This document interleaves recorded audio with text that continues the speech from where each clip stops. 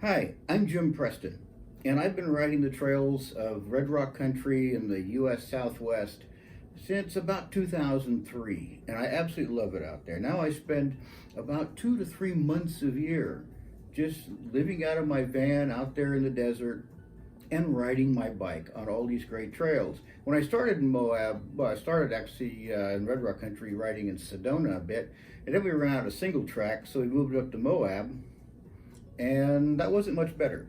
There just wasn't much. It was mostly riding old, Jeep roads, and it was pretty rough and bouncy and not much fun. But since then, Grand County, BLM, local trail workers in all through Red Rock Country have done an amazing job of building these great trails that are all like professionally designed, fantastic trails. And I want to bring those to you. I want to let you experience some of what I do and the road trip stuff. I mean, what restaurants do we really prefer? And show you around a little bit. And then we do little side road trips sometimes. Take you on maybe those little side road trips. Like my wife flew into Moab and met me, and we drove down to Telluride, Cortez, rode there in Cortez on Phil's World. Pretty fun spot, especially there's especially several good trails, but Ribcage is our favorite by far.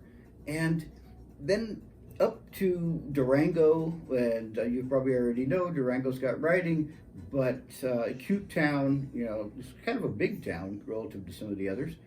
Then we up to Silverton and over these 11,000 foot passes down to Ouray. Great place, a lot of fun there. We met a couple of locals and had too much fun one night. Really, it was a bit inappropriate. But Ouray's only got 900 people and probably 2,000 tourists.